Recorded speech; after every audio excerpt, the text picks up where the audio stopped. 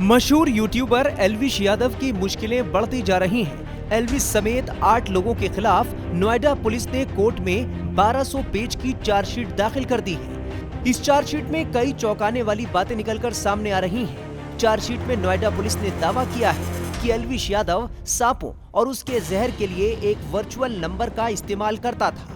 Virtual phone number को online phone number या digital phone number के रूप में जाना जाता है। ये फोन नंबर और किसी विशेष डिवाइस या स्थान के बीच के लिंक को तोड़ने की इजाजत देता है।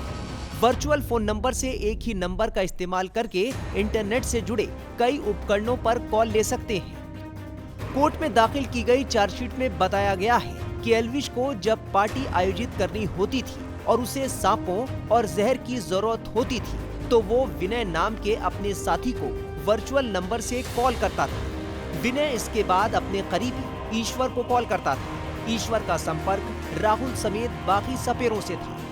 ईश्वर के कहने पर सपेरे उसके द्वारा बताए गए ठिकाने पर पहुंच जाते थे। इसी आधार पर पुलिस ने सारी कड़ी जोड़ी है। विनय के मोबाइल पर एल्विश के वर्चुअल नंबर से कॉल मिली है। एल्विश की गिरफ्तारी के बाद नोएडा पुलिस ने उसके साथी विनय और ईश्वर को भी पूछताछ के बाद गिरफ्तार कर लिया था। तीनों को बाद में जमानत मिल गई थी। देखिए, माह नवंबर 2023 में थाना सेक्टर 49 पर एल्विश और अन्य लोगों के विरुद्ध भारतीय दंड विधान वन्य जीव जंतु अधिनियम के अंतर्गत अभियोग पंजीकृत हुआ था, जिसकी विवेचना सेक्टर 20 के द्वारा की जा रही थी। विवेचना के दौरान संकलित साक्ष्य के आधार पर नामित सभी अभियुक्तों के विरुद्ध माननीय न्यायालय में आरोप पत्र प्रेषित किया जा चुका है। विशेष रूप से इस प्रकरण में विधि विज्ञान प्रयोगशाला से रिपोर्ट प्राप्त की गई है एवं टॉक्सिकोलॉजी के जो विशेषज्ञ हैं उनसे भी परामर्श लेकर के माननीय न्यायालय में आरोप पत्र दाखिल किया गया है। इसमें कुल 24 गवाह परीक्षित कराए गए हैं। साथ ही साथ हमारे पास विशेषज्ञ की राय के साथ साथ एफएसएल की रिपोर्ट भी है और अन्य सुसंगत साक्ष्य के साथ साथ हमारे द्वारा इलेक्ट्रॉनिक एविडेंस भी कलेक्ट किए गए हैं और उनके आधार पर माननीय न्यायालय में चार्जशीट प्रस्तुत किया गया है।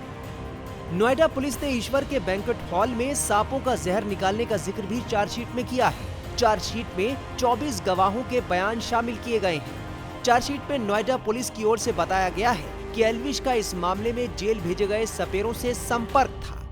एल्विश पर लगाई गई एनडीपीएस की धाराओं का आधार भी पुलिस ने इसमें बताया है। सभी नामजद आरोपियों के खिलाफ चार्जशीट दाखिल की गई है। पर्याप्त साक्ष्यों को अदालत के सामने पेश किया गया है। इसमें मुंबई स्थित डिपार्टमेंट ऑफ फॉरेंसिक मेडिसिन के विशेषज्ञों की सलाह भी शामिल की गई है। रिपोर्ट में इस बात की पुष्टि हुई थी कि सांपों का जो जहर सपेरों के पास से मिला था वो करेत प्रजाति के कोबरा का है। Times now of Bharat digital की रिपोर्ट।